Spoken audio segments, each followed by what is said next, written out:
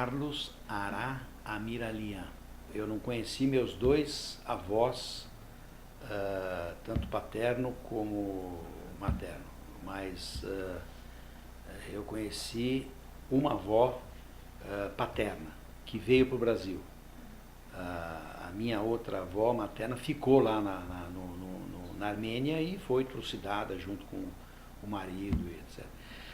E os filhos conseguiram fugir, pequenos ainda conseguiram fugir, foram para o Líbano e aí então fizeram a vida. Foi em 1914, por aí, foi essa época que houve, há relatos, tanto dos meus pais como de parentes que eu tenho, coisas que você não imagina que possa ter acontecido, né? Quer dizer, dali é que eles vieram para o Brasil. E é curioso como a família do meu pai, duas irmãs foram para os Estados Unidos, né? Que tiveram vários filhos lá, e uma das ninhadas, né, que são 7, eu conheço muito bem e frequento, etc., lá nos Estados Unidos, na Califórnia. E por parte da minha mãe, eles ficaram no Líbano e foram também para a Argentina. Quer dizer, também eu tenho primos e irmãos na Argentina. Então a família, de certa forma, ela se espalhou, né? Aliás, como todos os armênios, os sírios, os libaneses, foi um genocídio que houve, e esse genocídio foi um dos primeiros genocídios que houveram, então foi um negócio. E não foi tão difundido como o genocídio que houve dos judeus, mas foi muito complicado. Meu pai, ele foi entrevistado por uma prima que acabou editando um livro sobre esse tipo de atrocidades. E aí eu me lembro que quando eu peguei a fita para começar a ouvir, eu não conseguia ouvir. Eu não conseguia ouvir de um negócio tão cruel, tão complicado para mim, quer dizer, ouvir uma coisa dessa. Mas isso são passagens que houveram na vida que marcaram muito, né? Então, se você vai falar para um armênio que ele é turco, ele... Meu pai no Líbano, ele era jornalista, trabalhava na American Press, que até nós estávamos vendo outro dia aí, uma série de documentos deles. Ele trabalhou na American Press e fazia, como antigamente o negócio, o cara fazia tudo, né? Quer dizer, na realidade ele fazia tudo. E aí quando ele veio para cá, ele montou uma tipografia e depois ele montou uma empresa que estava indo muito bem, uma gráfica que estava indo muito bem. Então, na realidade, o que eu me lembro muito é da Rotopia, onde eu fiz muitos amigos e ainda, por incrível que pareça, a gente se encontra ainda, faz festa, é uma farra de criança com 70, 80 anos, pessoal. E depois eu casei. Quando eu saí de lá, eu casei com a Maria Lúcia, né?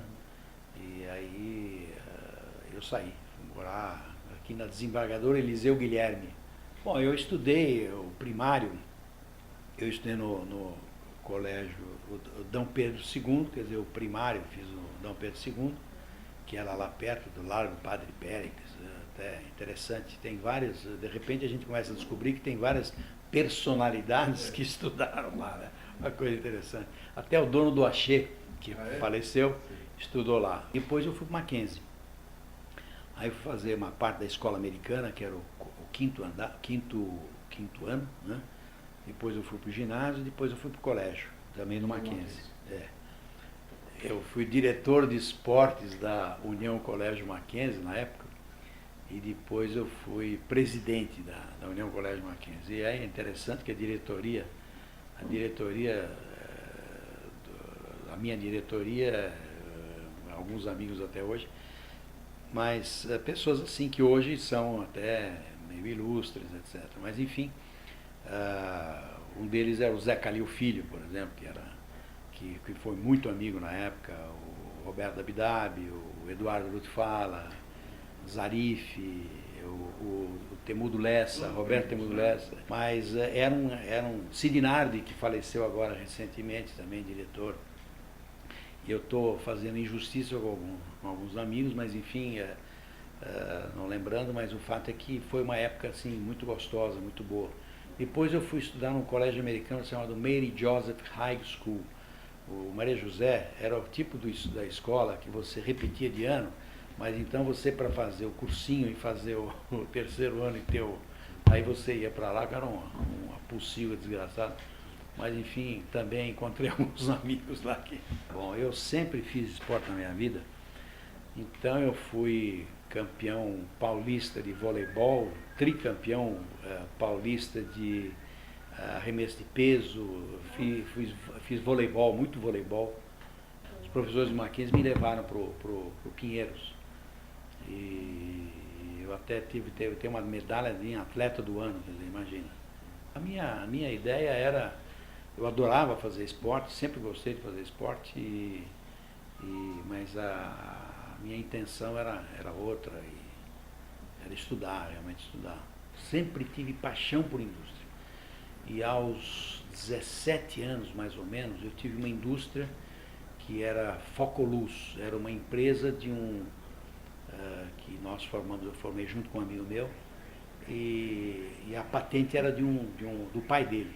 E o pai dele era aqueles aparelhos de desenhista, né, que eles faziam aquele articulado, né. Acontece que esse meu amigo teve problemas muito sérios de saúde, teve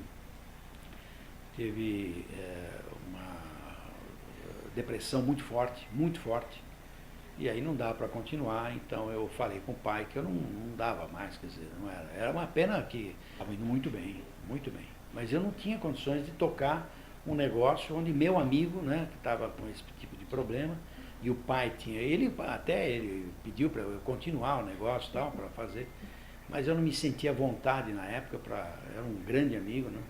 Ele ficava só na parte industrial, quer dizer, ele ia fazer as coisas, eu ia levar, comprar material, vender, principalmente venda, e estava indo muito bem, Eu acho que foi uma realização não realizada, vamos dizer assim, foi uma coisa que frustrada, né? Foi frustrada. Foi pena, foi uma coisa que me deixou assim, uma memória muito interessante, muito boa, gostosa de viver, e aquilo me despertou interesse grande nisso, né? Mostrou que eu tinha condições, quer dizer, uma coisa que eu gostava, quer dizer, então quando você gosta de uma coisa, e eu sempre quis ter uma indústria, sempre. E aí tem uma outra história que a gente vai chegar lá. Eu estudava, né? Estava estudando, e à época fiz administração, comecei a fazer administração de empresas, né? Eu fiz na ESAN, Escola Superior de Administração de Negócios, da PUC. Mas é uma escola que era tradicional, mas realmente eu fui aprender administração, que me desculpe meus colegas, que ainda hoje me dou muito bem com eles, todos eles, mas o que eu fui aprender administração mesmo foi realmente na Fundação Getúlio Vargas. Lá eu me realizei, realmente me realizei, quer dizer, lá eu estudava, eu era um aluno aplicado, e fiz o curso de mestrado, eu comecei a fazer mestrado, no final das contas eu desisti, porque o pessoal ia para ser professor, né? Quer dizer, se dedicar, mas eu não tinha esse interesse, meu interesse era trabalhar e ter conhecimento, claro, e eu gostava da coisa, né? Até tem um amigo que se formou junto comigo lá, quer dizer, começou a fazer mestrado junto comigo. Quando eu desisti, ele falava, você não vai fazer? Não vou fazer, não quero mais fazer. Mas escuta, por que você não faz? Não, eu não quero fazer. Então eu também não quero. A gente ia estudar no Clube Nacional. A empresa dele era sócia lá do Clube Nacional. Então a gente pegava todas as apostilas e ia estudar lá. E era gostoso, tinha piscina, tinha churrasco, estudava meia hora e pronto. O meu primeiro emprego, para falar a verdade, foi numa loja, foi numa fábrica de cintos na rua 25 de Março. Por incrível que pareça, eu devia ter 14, 15 anos. Na 25 de Março era uma fábrica de cintos, eu trabalhei lá, eu não sei quanto tempo. Depois eu fui trabalhar numa loja, na Barão de Itapetininga, era uma loja de bolsas, etc., né? Depois eu fui fazer a escola, fui fazer faculdade, sempre fazendo alguma coisa. E uma dessas brincadeiras, eu, junto com o José Roberto Graciano, que é filho do Clóvis Graciano, a gente fazia aquelas caixas como é que se diz, de engraxate, e a gente engraxava sapato. Por incrível que pareça, engraxava sapato. Né? Mas assim, tempo de futebol, a gente morava na Rotupi, o pessoal vinha da Rotupi, vinha do estádio municipal, e a gente fazia essa brincadeira. Né? Eu estava me informando, aí eu tinha amigos na Calói, etc. E aí um dos amigos me convidou para trabalhar com ele lá. Era trabalhar na área financeira da Calói. Aí eu fiquei acho que uns 2, 3 anos lá, depois da Calói teve problemas, etc. E eu saí. E aí foi também um grupo de amigos meus que eram lá da escola também para recuperar a empresa. O Fortino e o Messiano assumiram o negócio lá e resolveram, arrumaram a Calói, realmente arrumaram a Calói. E o Messiano, que chegou a ser vice-presidente lá da Calói, depois ele foi para o conselho, e ele foi meu conselheiro na Fisália. Interessante, quer dizer, a vida dá essas voltas, e ele foi meu conselheiro na Fisália, um sujeito com uma experiência fantástica, muito boa, e um conhecimento muito grande. E também dos reveses, né? Porque é bom trabalhar em firma que tem problemas, né? Porque esse negócio de trabalhar em firma que não tem problema, não aprende nada. Né? Trabalhei numa empresa que eu achava, que eu gostava muito, a Nacional de Petróleo. Empresa Nacional de Petróleo. Fiz várias consultorias também, né? Teve um período que eu fiz várias consultorias também, 3 anos de consultorias, de uma empresa internacional que veio aqui, mas era picareta. A empresa não era muita coisa séria, não. Mas o trabalho que eu fiz foi bom. Quer dizer, o trabalho que eu fazia era um trabalho correto, um trabalho honesto, vai. Né? E depois, então, eu fiz a Fundação Getúlio Vargas e o cara chegou e falou assim, olha, você está saindo muito cedo da fábrica, eu queria que você trabalhasse mais. Eu falei, mas espera um pouquinho, eu estou fazendo um curso de pós-graduação, eu tenho que sair daqui 6h30, 15 para 7, não posso ficar mais. Não, porque todo mundo fica aqui mais e tal. Eu falei, olha, aí ele falou, olha, você tem que escolher, ou ficar aqui ou você vai estudar. Eu falei, eu vou estudar. E saí da empresa assim. E eu soube dele que ele continua trabalhando do mesmo jeito até as 7 horas da noite, morreu pobre, entendeu? E eu não é que eu seja rico, mas pelo... Uma das fábricas que me deixou bastante feliz da vida na minha vida foi a Matarazzo. Foi uma empresa assim, muito importante para mim, quer dizer, era uma empresa que tinha um potencial de trabalho fantástico, fantástico, fantástico. Então eu desfrutava daquilo. Era uma empresa muito grande, cheia de problemas, e aí esses problemas eram desafios. É aí que estava o mais gostoso da coisa, que era os desafios que você tinha lá. E aquilo, para mim, foi muito importante para mim na minha carreira, no meu entendimento de empresa, de indústria, de negócio. Né? A Matarazzo comprou uma empresa de plásticos que era do lado da Epacolan, era encostada à Epacolan, e que era desse senhor, que era como é que se diz, dono daquelas propriedades do... Então, quando a Matarazzo saiu, a Bozano foi lá e fez a indústria, fez uma indústria muito grande, muito bonita, né? Na época que hoje ainda agora é da L'Oréal. Então, fui eu que comprei essa fábrica, né?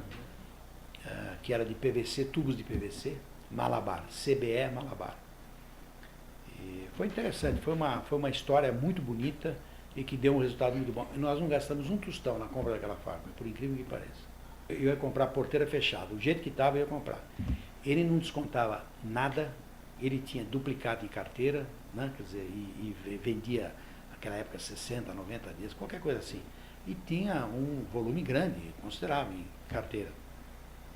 E nós fabricávamos a matéria-prima, a Matarazzo fabricava a matéria-prima, Gion fabricava o PVC. E eles usavam o PVC. Eu falei, bom, então usa o PVC nosso, né? E nós assumimos o negócio depois. E tinha uma outra coisa também, uma outra história também, anterior a essa, que era um sujeito que comprava PVC da Matarazzo e acabou não pagando, tendo problemas lá, etc. Eu falei, bom, como é que nós vamos fazer o pagamento desse negócio? O cara falou, olha, o que eu posso fazer é o seguinte. Aliás, junto com ele, nós fizemos o seguinte, nós assumimos a fábrica dele, fazíamos os produtos, entregávamos os produtos para os clientes dele, pegávamos a duplicata, recebia a duplicata e pagava o façon, né? Pagava a coisa. E com isso nós criamos um conhecimento desse mercado, né? Ficando conhecendo esse mercado, de repente surgiu essa CBE Malabar, falei para o Hermelino, falei, meu Deus, nós vamos ficar com 2 clientes, quer dizer, dois conjuntos de clientes, com o mesmo produto, que é a mesma matéria-prima. Então foi um negócio assim fantástico, né? E nós aí já tínhamos essa clientela grande, que era dessa empresa lá de Santa Catarina, trouxemos essa clientela para a CBE Malabar. E com isso, então, nós crescemos a CBE Malabar. E quando eu entrei, peguei um cheque de, sei lá, quantos mil reais, paguei o proprietário do negócio, entramos lá dentro, a primeira coisa que foi ver, descontamos as duplicadas e pagamos o cara, com a primeira parcela. E com isso, nós fomos continuando o negócio, porque como a coisa cresceu, aumentou, o lucro aumentou, e nós pagamos com o próprio lucro do negócio. Quer dizer, e eu era considerado na Matarazzo um rei. Como é que o cara consegue fazer um troço desse? Mas nem eu consegui entender bem, mas enfim. E tanto que os caras me conhecem até hoje e falam, olha, isso aí foi uma coisa que eu também nunca vi na vida. E por outro lado, a Matarazzo teve um crescimento também enorme, porque ela tinha essa fábrica, estava meio... né? E assim, com aquela outra fábrica, mudamos essa máquina para outra fábrica, lá para Campinas, e o negócio cresceu assustadoramente também. E aquilo cresceu muito, né? Cresceu muito. E olha, por isso que eu lembro assim com carinho da Matarazzo, com carinho, muito carinho nessas coisas. Assim, então, depois da Matarazzo, sim, aí eu comecei a querer pesquisar, fiz várias consultorias, mas eu fiz até uma consultoria numa fábrica de chocolate, que era um negócio bacana pra caramba. Era uma família unida, muito boa, trabalhando nessa fábrica de chocolate, e os caras tinham uma lista de preço e uma lista de produtos para fabricar, né? Mas as duas não conversavam. Então você fabricava um negócio que não vendia, e você vendia um negócio que você não fabricava. Então, pô, não é possível. Mas isso foi também gostoso, porque você percebe que houve um entendimento, etc. E foi uma coisa que, de repente, eles triplicaram o faturamento, quadruplicaram, e sem esforço nenhum. Quer dizer, sem esforço nenhum, quer dizer, foi um negócio assim bacana. E melhoraram a qualidade, enfim, a gente sempre também dá um palpite nessa coisa e tal, né? Aí começa a história da Fisália, né? Quer dizer, a minha mulher estava querendo um perfume, aí eu fui comprar perfume. Eu não sei se na época eu estava com uma dificuldade financeira grande, ou se eu realmente achei o perfume muito caro. E achei o perfume muito caro. Né? Eu falei, bom, não é possível, como é que faz perfume? Por que é tão caro? Por que é tão caro? Por que é? O vidrinho, é o perfume? O que é? Você cheira e tal, realmente é muito gostoso, muito bom, mas por que isso? Foi aí que começou. Eu fiz alguns projetos para treinamento e desenvolvimento. Eu terminei esse trabalho, né? E o Simon sabia que eu tinha feito esse trabalho, era colega meu, era amigo meu, e comentei com ele a respeito disso, e aí ele quis montar um negócio desse. Ele quis montar uma empresa de consultoria, não de consultoria, mas de treinamento e desenvolvimento, de cursos, né? Curso para executivo. Ele era, o principal negócio dele era executivo, né? E aí nós começamos a trabalhar nisso, e as coisas estavam indo relativamente bem, até que entrou um outro sócio nessa empresa, nessa nossa empresa, e eles conseguiram um projeto muito grande, eles conseguiram. E aí, ao conseguir esse projeto, era um negócio realmente muito grande, ele chegou e falou assim para mim, olha, eu quero comprar a sua parte. Como eu já sabia disso, quer dizer, não me contaram nada, mas eu já sabia através de uma outra pessoa, e eu comecei a dificultar a coisa, mas dificultar assim, eu não sei se é birra, mas eu ia sair de qualquer jeito, mas eu queria dificultar um pouco, eu queria ver até onde ele chegava, né? E no final eles resolveram me pagar, mas sabe, um negócio que não era nada. E eu não fiquei preocupado com isso, porque eu já tinha outro projeto, né? Aí montei um laboratório lá em Biúna, Eu tenho uma casa lá em Biúna, montei um laboratório em Biúna e comecei a brincar com os produtos e fazer coisas, etc. E aí ficava até altas horas da noite fazendo a coisa. Uma vez acordei não, minha mulher acordou às 4 horas da manhã e aí foi lá no meu negocinho, lá no laboratório, né, entre aspas, e perguntando o que eu estava fazendo. E eu nem sabia da hora, quer dizer, tanta paixão que aquilo me criou. E fui fazendo um monte de coisa. Até um amigo que falou, olha, eu tenho um que conhece também fazer isso aí e tal, vou te apresentar. Fracaroli. Mas o Fracaroli era mais aroma. Né? Aí eu fui no Fracaroli e ele falou, você não quer entrar no ramo de bebida? Eu falei, pô, entrar no ramo de bebida não tá... Ele falou, não, vem cá, eu vou te ensinar. E aí começou a me ensinou um monte de coisa. E aí eu sei que eu comecei a fazer vodka, gin. E é curioso porque eu comecei a fazer isso aí e os amigos iam lá e tomar, né? E aí começavam a falar o Aratoff, quer dizer, era vodka Aratoff. Depois tinha também um Campari, Campará. Mas eu achei que eu falei, não, isso aí tá me consumindo um tempo que tá gostoso, tal, mas eu também não estou afim de ficar bebendo coisa aí, porque a gente quer acabar bebendo bastante. Eu falei, bom, vou comprar uma indústria de cosméticos. Como é que eu vou comprar essa indústria de cosméticos? Bom, dinheiro eu não tenho nada. Como é que eu vou fazer? Quem sabe eu acho uma coisa igual a CBE Malabar, né? Quem sabe? Aí eu pus um anúncio no jornal, me apareceu um monte de gente, e gente grande, viu? Quer dizer, grande assim, interessantes. Mas todo mundo queria dinheiro. Eu, né? Fiquei quieto. O que eu vou fazer? E apareceu um sujeito que ele falou, olha, eu tenho 3 empresas que eu posso vender para você. Uma é boa, uma é mais ou menos, e a outra está muito ruim, eu não vou nem oferecer, mas tenho, mas não vale a pena você ver. Está ruim. Eu falei, pô, ruim é coisa que eu não entendo, né? Aí ele me mostrou uma empresa boa, estava indo bem, tinha bons produtos, esse negócio todo. Os caras lá estavam querendo vender, não sei se já estavam velhos, o que estava, mas eles estavam querendo vender. A segunda eu fui ver, tinha uma possibilidade muito boa, e a terceira era a Fisália.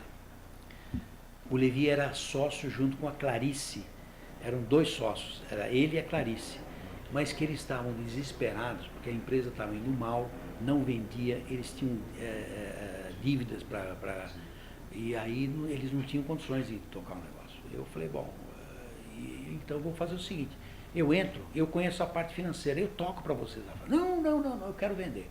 Mas doutor, eu não tenho, não, eu quero entrar. Quer dizer, como é que eu ia falar para o cara que eu não tinha dinheiro? Para os 2. Aí eu falei, olha, eu não vou comprar isso aí, a não ser que, de repente, eu me lembrei que meu pai tinha um terreno lá em Atibaia, que ele não conseguia vender. Aí eu falei, olha, a única coisa que eu tenho para vocês é um terreno. Mas dinheiro eu não tenho. Mas eles estavam querendo sair. Você percebia que eles queriam sair fora disso. Ficou só pelo terreno. E aí eu fiquei devendo meu pai. Eu já tinha falado com algumas pessoas de desodorante. Falei com o cara da EFF, falei, olha, eu quero um desodorante barato, eu quero colocar uma essência barata que eu possa colocar e possa vender rapidamente, é um custo bem barato, que aí vai fazer o seguinte, todas aquelas dívidas pequenas que eles tinham, eu podia assumir, acertar aquele negócio. Vendi, peguei a duplicata, descontei a duplicata, paguei lá um negócio e comecei a comprar matéria-prima. O escritório cabia eu, mas ninguém. Se entrasse outra pessoa, tinha que ficar lá fora, não dava para entrar, era gozado, uma mesa e foi uma coisa também muito bonita, porque eu era sozinho, eu tinha que fazer o negócio funcionar, eu tinha que vender produto, tinha que fabricar produto, tinha que não sei o quê, eu tinha que fazer tudo. Casei em 65 e a Luciana nasceu em 67. Casei em outubro de 65, exatamente. Maria Lúcia Toledo Moraes Amiranel. Ela é psicóloga, né? Ela sempre trabalhou nessa área de problemas com cegueira, esse negócio todo. E foi professora da USP, doutora, etc. Tem uma carreira acadêmica brilhante, muito boa, muito legal. É uma pessoa de um valor incrível. realmente impressionante. Tem a Luciana, tem o Carlos Eduardo, a Adriana e o Roberto. Todos os quatro trabalham na FISARC.